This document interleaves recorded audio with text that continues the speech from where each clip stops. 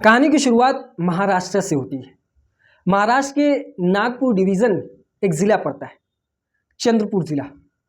इस ज़िले के दत्तनगर रेलवे स्टेशन के करीब एक परिवार रहता है, जिस परिवार के मुखिया का नाम नामदेव होता है। नामदेव एक ऑटो ड्राइवर था। नामदेव के परिवार में नामदेव की पत्नी शशिकला और उसके कुछ बच्चे होते हैं। 1995 दिन दीपावली का था। इस दिन नामदेव की मझली बेटी, जिसका नाम ज्योतिषना होता है, वो अपने घर के बाहर अपने भाई और बहनों के साथ खेलती कूदती है। कुछ घंटे खेल कूद के बाद वो कुछ दूरी पर अपनी मौसी के घर जाती है टीवी देखने के लिए। टीवी देखते हुए उसे इस बात का अंदाज़ा नहीं होता कि वो काफ़ी देर से टीवी देख रही है और इस वक्त रात हो चुकी है। इसी बीच नामदेव अपने काम से थक हार कर घर आता है। जब वो घर आता है तो उसकी नज़र उसकी बेटी पर नहीं पड़ती। वो अपनी पत्नी से पूछता है कि ज्योतिषना कहाँ है। तो उसकी पत्नी बताती है कि शायद वो मेरी बहन के घर यानी अपनी मौसी के घर टीवी देखने गई होगी। जिस बात पर नामदेव अपनी पत्नी पर काफ़ी भड़कता है, उसे डांटता बोलता है। इधर पत्नी शशिकला इस बात के डर से कि कहीं ज्योतिषना घर आएगी तो उसके पिता उसको मारेंगे पीटेंगे, वो अपनी बहन को कॉल करती और वो ज्योतिषना से बात करके ये कहती कि आज वो वहीं पर रुक जाए, कल सुबह 10 बजे के करीब वो घर आएगी जब उसके पिता काम के लिए बाहर चले जाएं। लेकिन ज्योतिषना अपने पिता के डर से, अपने पिता की मार के डर से वो अपनी मौसी के घर में भी नहीं रुकती। वो घर से बाहर निकलती है और दत्तनगर रेलवे स्टेशन के करीब आ जाती है। वो जब यहाँ पर आती है तो देखती कि सामने उसके एक ट्रेन खड़ी है।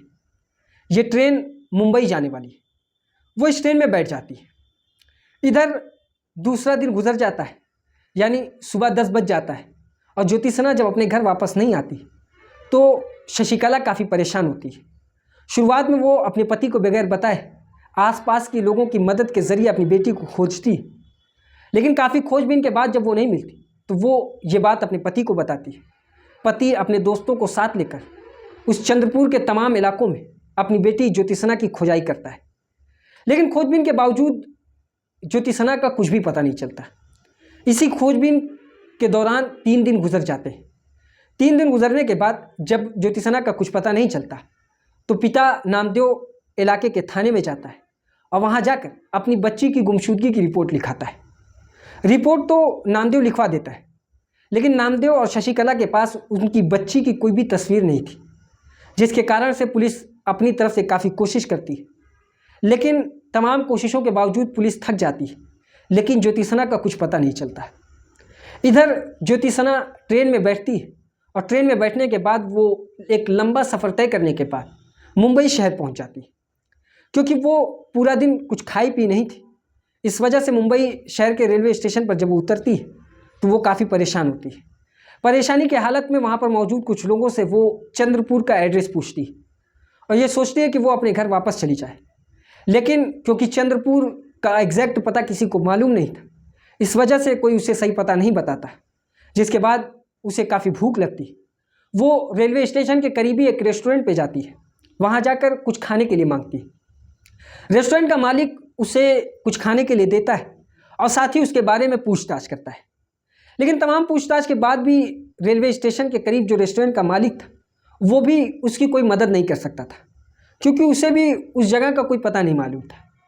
अब काफ़ी परेशान होता है, लेकिन रेस्टोरेंट का मालिक ज्योतिषना को अपने साथ लेकर जाता है और वो अपनी बहन के घर पर ज्योतिषना को छोड़ देता है, जहाँ पर उसकी बहन और उसकी बहन का जो पति होता है वो उससे सालों तक नौकरानी का काम लेते हैं, यानी उसको एक नौकर की तरह से रखते हैं, काफ़ी टॉर्चर करते हैं।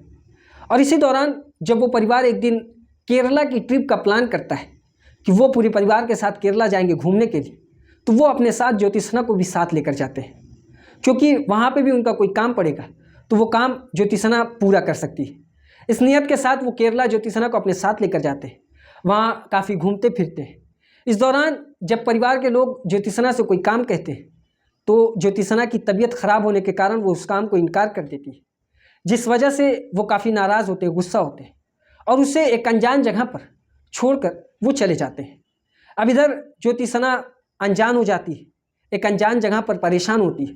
जिस वक्त ज्योतिषना गायब हुई थी उस वक्त उसकी उम्र 8 साल थी और लगभग साल भर के बाद दोबारा से अब वो अकेली हो चुकी थी। कोई भी उसकी जान पहचान का नहीं था, केरला में वो काफ़ी परेशान होती है और अकेले ही वो रेलवे स्टेशन के करीब पहुंचती है। शायद सिकंदराबाद नाम का एक रेलवे स्टेशन होता है, वहाँ पर जाती है। वहाँ जाने के बाद देखती है कि यहाँ पे भी एक ट्रेन खड़ी है। वो उस ट्रेन में बैठ जाती है।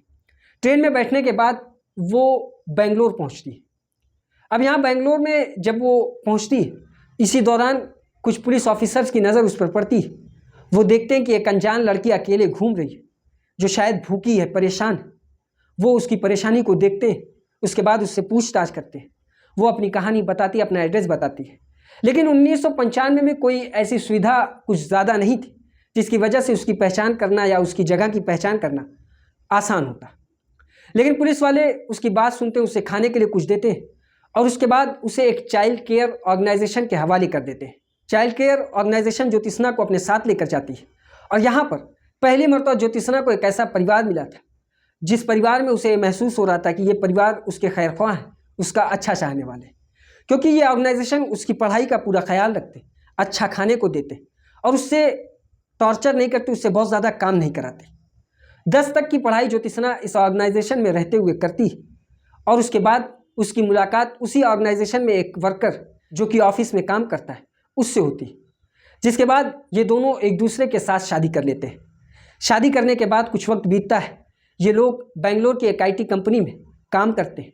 ज्योतिषना एज ए रिसेप्शनिस्ट वहाँ पर काम करती है और अब शादी के बाद इनके 2 बच्चे हो चुके थे। लेकिन अब भी धीरे धीरे वो अपने गम को तो भुला रही थी, लेकिन कहीं ना कहीं उसकी ज़िंदगी में वो याददाश्त अभी भी बाकी थी।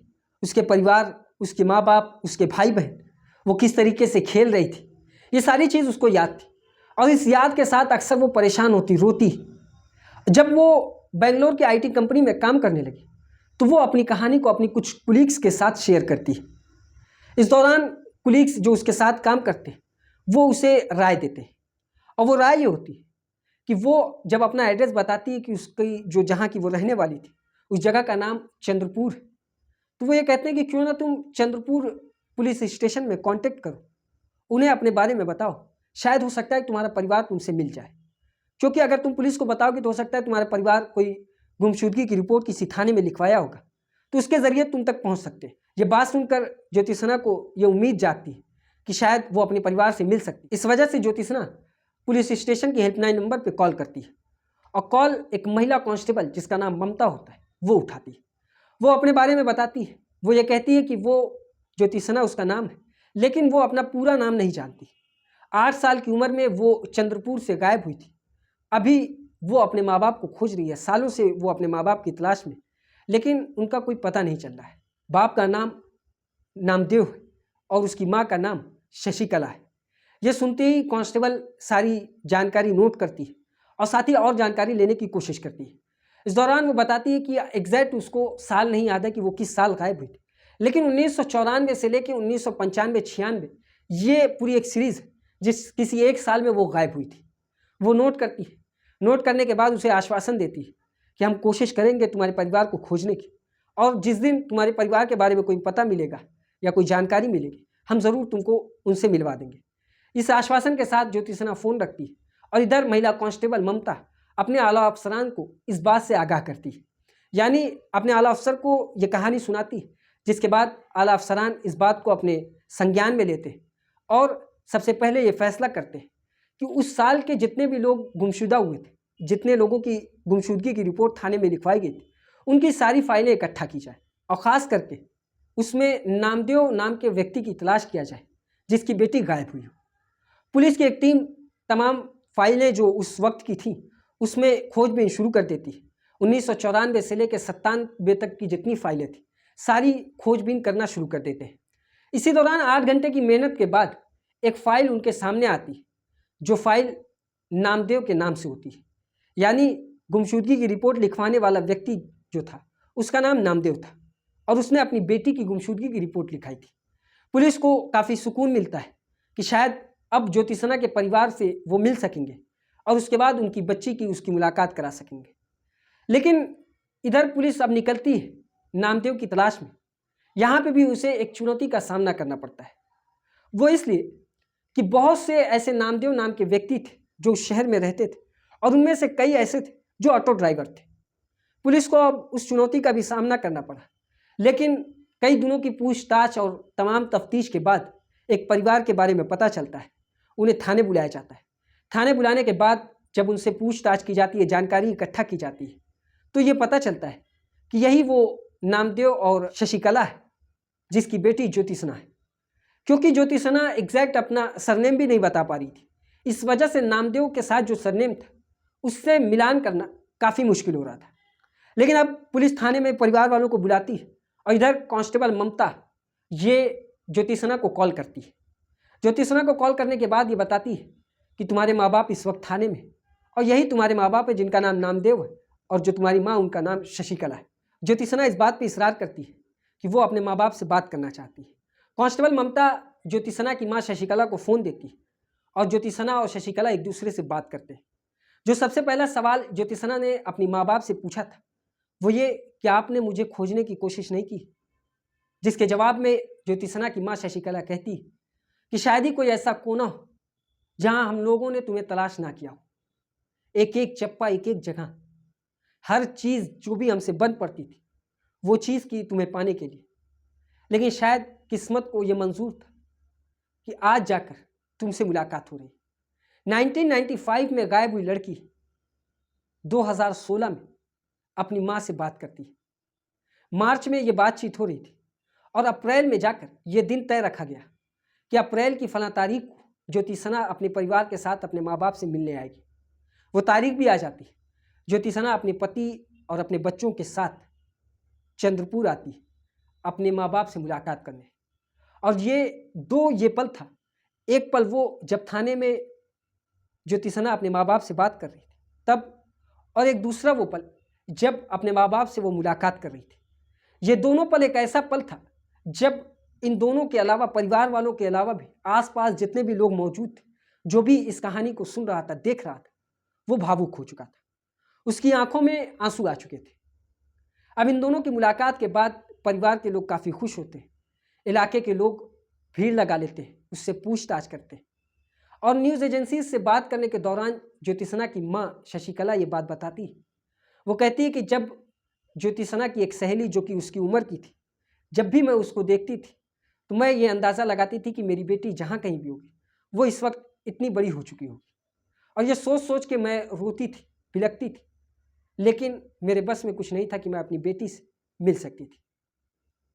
ये सारी कहानी, सारी बातें ज्योतिषना से पूछते हैं कि क्या हुआ 1995 से लेकर 2016 तक ये दिन तुम्हारा किस तरीके से गुजरा। वो एक एक कर सारी परेशानी, सारी कहानियाँ अपने माँ बाप को सुनाती, जिसको सुनकर उनके कलेजे पर पत्थर पड़ते। वो एक गलती जिसकी भरपाई अब शायद कोई भी नहीं कर सकता था।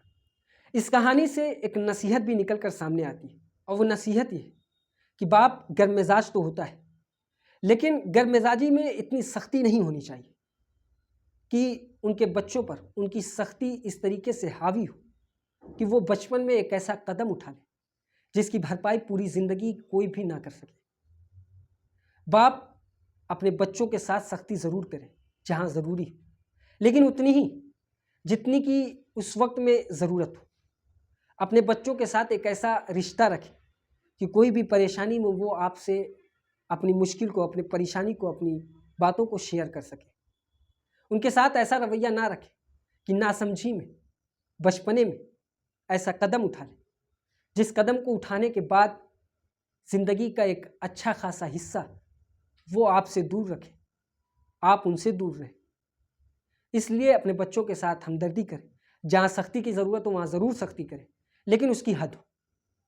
बच्चों के ऊपर भी ये आयत होता है कि बच्चे अपने माँ बाप का कहना मानें, उनकी बातों की इज्जत करें, वो जो कहें उसे सुने। लेकिन ये बात भी उस वक्त लागू होती है जब बच्चे समझदार हो जाए। बच्चे अगर ना समझ तो उनको मोहब्बत, प्यार, सख्ती सारी चीज़ों की ज़रूरत है, लेकिन हर चीज़ की एक हद होती है। ये थी आज की कहानी। इसी तरह की और कहानी सुनने के लिए हमारी इस वीडियो को लाइक करें, हमारे चैनल को सब्सक्राइब करें और बेल आइकन को ज़रूर दबाएं।